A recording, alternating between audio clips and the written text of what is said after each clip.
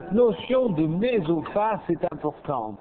La notion de mésophase est importante et nouvelle. Le climatère, c'est le cycle de vieillissement selon l'existence. La mésophase, ce n'est pas la face médiane, intermédiaire, c'est la face latérale, verticale, celle qui vieillit.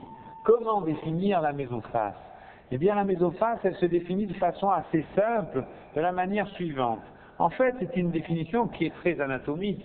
Si sur un profil, vous placez ainsi le visage, vous pouvez tracer une ligne verticale qui passe juste au ras de l'œil. En fait, cette ligne verticale, vous le verrez, passera par des éléments importants anatomiquement, que sont par exemple le 5-1, le 5-2, le 5-3. Le 5, les branches du 5. Le 5-1, c'est important, il sort ici. Le 5-2, le voilà. Et le 5-3, il est en bas dans la mandibule. En fait, cette ligne 5-1, 5-2, 5-3 est une ligne verticale alignée, perpendiculaire, et c'est toute la magie de la construction faciale, perpendiculaire au plan de Francfort.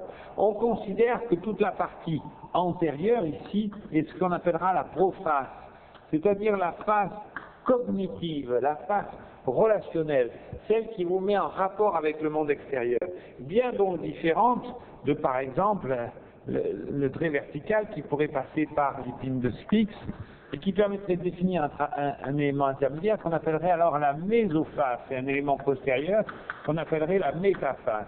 La mésophase serait cette bande verticale ici située dans laquelle vous verrez s'intègrent bien évidemment les zones d'adhérence à la fois préauriculaire mais tout ce qui vient du platysma et du sternocléidomastoïdien. Le platysma, vous savez bien, montant comme ceci en arrière et alors ensuite vers la bouche, on en a parlé 1000 fois ensemble, vous êtes tous maintenant très compétents. Et bien sûr les zones d'adhérence de la queue du sourcil, bien sûr, du campus latéral et bien évidemment la greffe malaire pour terminer en bas dans les zones d'adhérence mandibulaire. Vous connaissez tous ces zones d'adhérence de Furness qui sont bien connues. En fait, quand on regarde un visage de profil sur des photos selon des âges différents, on s'aperçoit très rapidement que la proface, celle qui fait le triangle de vos yeux avec votre nez et votre bouche, la proface vieillit peu, elle change peu avec les années. Et la métaphase, la face postérieure, celle-là change très peu. La zone préauriculaire, ici, et bien sûr le cou, l'angle de la mâchoire varie très peu avec l'âge. Ce qui change beaucoup avec l'âge, c'est la partie mésofaciale. Et on s'est aperçu que c'est cette partie mésofaciale, l'ensemble des parties molles en regard du squelette, qui subissent le plus la ptose liée à la pesanteur et bien sûr au temps. Comment définir la proface? Ce n'est pas forcément non plus là trop une notion d'embryologie ou de croissance que de définir ce qu'on appelle la proface. En fait, si sur un schéma simple représentant le plan de Francfort avec la cavité orbitaire, nous plaçons ainsi par exemple une pas de mastoïde, un grand front, un tout petit nez chez un très petit enfant et une mandibule à l'angle très ouvert comme ceci, eh bien vous allez vite vous apercevoir que le profil de cet enfant est un profil qui est tout entier infantile. Bien sûr, c'est ce profil infantile que je vais vous montrer là, pour vous montrer que là encore, si nous représentons les nerfs trijumeaux, on a le 5-1, ici, là, le 5-2, et en bas, en pleine mandibule, le 5-3. C'est pas ça qui m'intéresse, c'est de vous placer encore une fois autour de ce visage, un deuxième visage en vert, c'est-à-dire le visage d'un enfant qui a grandi, par exemple un petit enfant, un petit garçon, que l'on pourrait évaluer aux alentours de 6-7 ans. 6-7 ans, il n'y a pas encore de squelette véritablement mandibulaire, mais il y a un véritable squelette facial. Et ce véritable squelette facial vient dessiner chez cet enfant un véritable nez. Et c'est l'apparition de cette croissance maxillaire, parce que si chez ce jeune enfant, on avance légèrement la cavité axillaire, eh bien on va se rendre compte que les trois nerfs, 5-1, 5-2, 5-3, sont à nouveau alignés sur une même ligne. En fait, c'est cet alignement des 5. En fait, on se rend bien compte que la croissance faciale, c'est simplement le déplacement vers l'avant des trois émergences de ces nerfs 5. On peut dire donc que le 5, le nerf trijumeau, serait l'architecte de la face, l'axe de croissance générale étant en bas et en avant. Pour terminer, dans un visage adulte, par exemple, Pour terminer, dans un visage d'un garçon adulte, avec le plan de Francfort, vous avez compris, bien évidemment, placé ainsi sur un visage adulte, l'idée que, bien évidemment, le maxillaire est entièrement formé et la mandibule, ici fabriquée, la voilà, la mandibule vient dessiner un angle mandibulaire avec surtout l'apparition d'un menton très net, qui va dessiner un profil adulte, et ce profil adulte viendra ici construire en fait, avec la pomme de la danse, si c'est un garçon par exemple, il va en fait construire, là encore, l'alignement de ces nerfs 5, que seront le 5-1, bien sûr, le 5-2, et bien évidemment, en bas, le 5-3. En fait, c'est la partie en avant de ces 5, celle qui inclura bien sûr le globe oculaire et juste la cornée limitée à l'idéal par les bords de la cavité orbitaire qui viendra déterminer la proface. Et donc la mésoface sera elle déterminée par rapport à l'épine de Spitz. Pour vous dire à quel point la mésoface va nous intéresser, nous, en esthétique, car c'est la mésoface avec la queue du sourcil, ici dessinée, c'est la mésoface qui va bien sûr vieillir par la chute du cancus, par le glissement de la paupière inférieure, par le glissement de la graisse malaire et par le glissement de la graisse buccale qui viendra déterminer ici éventuellement une vaso débutante. Le sillon nasogénien qui apparaîtra avec le temps sera un sillon qui traduit la ptose de la graisse malaire. Il est d'ailleurs intéressant de se rendre compte que la cible essentielle aujourd'hui de la chirurgie esthétique, c'est la graisse malaire. La mésoface, c'est la graisse malaire. En fait, si on veut bien raisonner, on s'aperçoit très vite que cette graisse malaire a ceci de particulier, c'est qu'elle est portée par le périoste malaire. Si le périoste du plancher, voilà, je vais vous le décoller, puisque c'est le principe de l'intervention, sous périosté, pour vous placer ici ce qui va fixer le tarse palpébral, pour vous mettre là le globe oculaire et ici la cornée, vous créez ce qu'on appellera le fornix et la coupe de la paupière inférieure. Coupe de la paupière inférieure qui viendra dessiner ici, avec le vieillissement, le sillon nasogénien. Si là-dedans, je vous place effectivement le muscle orbiculaire prétarsal, puis préseptal, puis vous le savez bien, ici orbitaire, et autour de cette graisse superficielle, autour de ce muscle, la graisse malaire superficielle et profonde, graisse malaire accrochée à ce muscle qu'elle prend en pince et qui subit, elle, le vieillissement ptosique, fera que si vous regardez la coupe chez un nourrisson, chez un nouveau-né par exemple, eh bien vous vous apercevrez qu'à l'idéal, la paupière est remplie, il n'y a pas de paupière. Regardez, la paupière d'un enfant n'existe pas. La graisse malaire vient remplir tout entière la paupière. La paupière n'apparaît que chez l'adulte. La paupière est une construction de zone. Elle n'apparaît que chez l'adulte. Bien évidemment, c'est en fait le vieillissement qui viendra descendre cette graisse malaire, qui créera par un phénomène de création de zone chez la personne âgée une véritable paupière inférieure. Cette paupière inférieure n'aura pas que des effets positifs. Elle peut par exemple être complètement saillie sous l'effet de la graisse intra-orbitaire qui viendra faire saillie, vous le savez tous. Et bien évidemment, lorsque vous dessinerez l'orbiculaire, vous le dessinerez en saillie. Ce ne sont pas de véritables hernies de graisse, ce sont plutôt la poussée. Mais la graisse, elle, faciale, sera, elle, déjà descendue. Et vous aurez ici ce qu'on appelle une squelettisation de la face, c'est-à-dire on verra le rebord orbitaire avec les poches sous les yeux. En fait, cette évolution de la graisse malaire nous apparaît effectivement comme très importante. Si par exemple, on veut bien réfléchir sur l'évolution sur un profil du vieillissement facial, eh bien, on s'aperçoit très vite que si l'on schématise ce vieillissement facial de façon la plus simple possible, comme ceci, eh bien, ce vieillissement facial va se faire essentiellement dans la mésoface. C'est la mésoface qui va vieillir. Comment?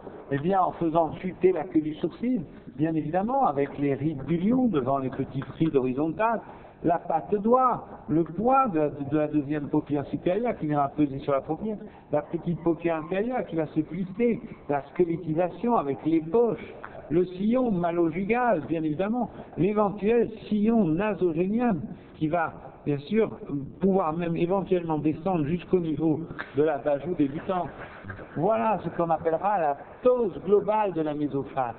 C'est cette ptose globale de la mésophase que nous chercherons à corriger.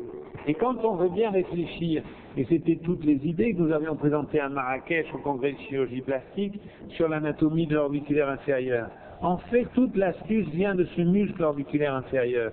S'il représente ici les ligaments palpébraux et le tarse, eh bien, on s'aperçoit que l'orbiculaire inférieur est un grand muscle. Donc vous savez très bien que le faisceau le plus supérieur, celui-là, est le faisceau prétarsal, dont le faisceau inférieur, celui-ci, est le faisceau préseptal. Mais celui qui m'intéresse beaucoup, c'est le faisceau orbitaire, celui qui s'étend beaucoup plus loin, celui qui va déterminer des fibres tout à fait inférieures, ici que l'on pourrait presque appeler les élévateurs de la graisse malaire. Si par exemple on représente la graisse malaire en regard, lorsqu'on est chez un sujet jeune, cette graisse malaire va venir se placer comme ceci, à la fois devant et derrière le muscle orbiculaire. Avec le vieillissement, elle va chuter, elle va venir se placer tout à fait en bas, dans le sillon nasogénien. C'est cette remise en tension de la graisse malaire qui nous apparaît comme très importante, avec la remise sous tension de l'orbiculaire, qui nous apparaît très importante dans les idées récentes du rajeunissement facial. Au bout du compte, ce qu'on pourrait espérer, ce sur quoi tous ont travaillé, tous les chirurgiens esthétiques ont travaillé, le lambeau de Foggy par exemple, les techniques d'Amra, tout ceci ont voulu développer l'idée qu'il faut effectivement, sur le plan chirurgical, essayer d'obtenir une ascension.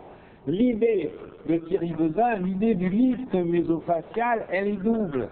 C'est une excellente idée, elle est double. La première, c'est d'avoir un effet en masse de la graisse malaire. C'est-à-dire, on prend tout en masse la graisse malaire. C'est de faire toujours un lift de l'orbitaire orbiculaire, ce qu'il appelle l'effet boom, c'est-à-dire un lambeau bi-orbito-orbicularisme seul.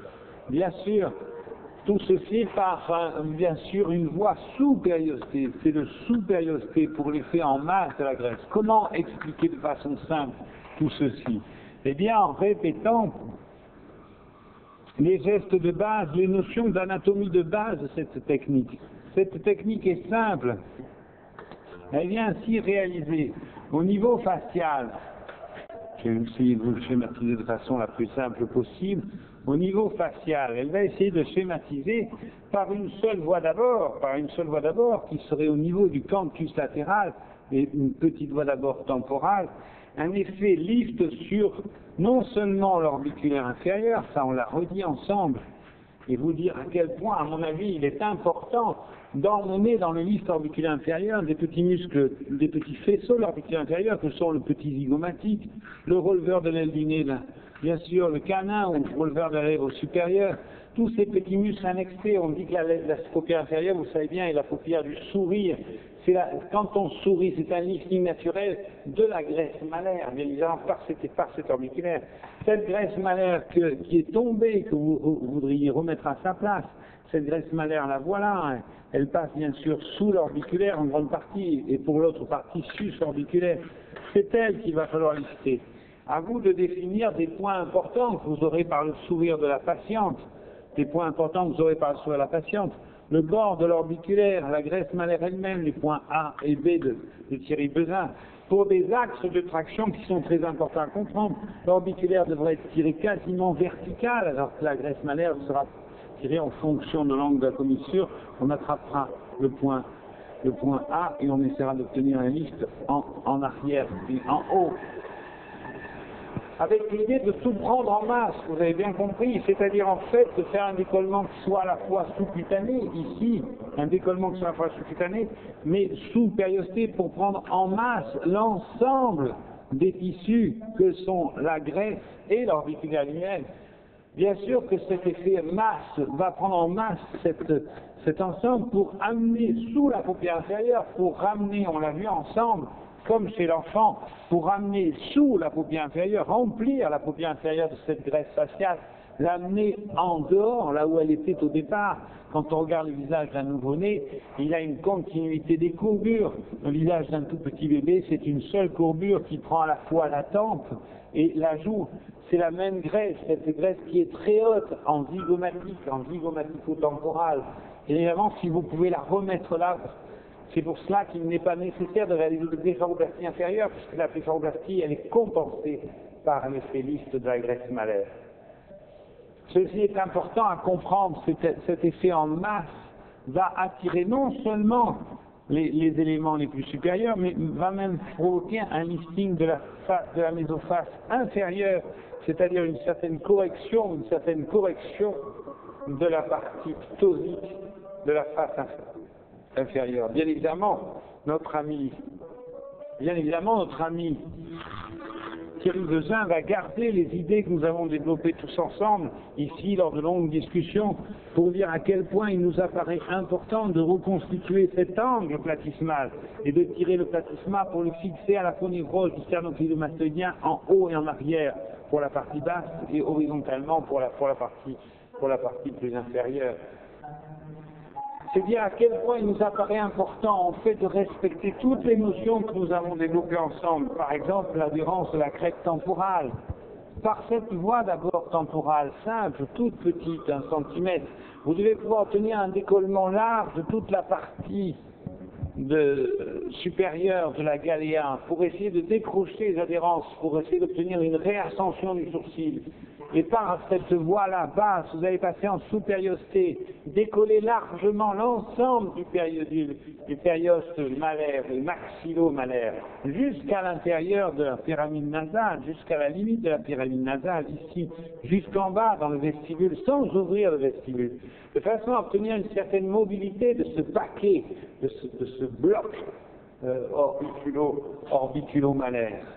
Pour essayer de pouvoir le prendre en masse et de pouvoir le soulever, l'accrocher en haut à la ponévrose temporale de façon stable, fixe, de prendre bien sûr ce que a développé beaucoup notre ami Giovanni Botti, c'est-à-dire cette idée qu'il faut créer un lambeau orbiculaire, il faut associer à la chirurgie esthétique de la paupière inférieure toujours un lambeau orbiculaire, décrocher l'orbiculaire et tirer ce lambeau orbiculaire, de façon à obtenir une petite ascension, comme on disait à l'époque, une cantopexie sans canto-olive, c'est-à-dire sans couper le canthus, obtenir un effet de cantopexie latérale, pour une meilleure ascension du canthus latéral, une remise en ubiquité de la fente palpébrale pour un œil plus en amont, plus oriental, plus selon les critères de Sartre, de notre ami Krasnova.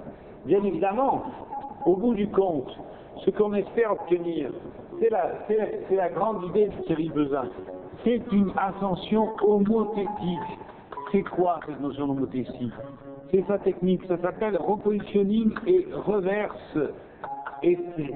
Un essai qui non pas cherche à rajeunir, mais un essai qui cherche simplement à repositionner et à retourner à l'état antérieur, avant que la graisse malaire ne ptose, à remettre la graisse malaire la plus haute possible au ras de la paupière inférieure, sur la partie la plus haute temporale, afin de retrouver le positionnement initial infantile de la graisse malaire qui obtiendra une correction globale de toute la mésophase.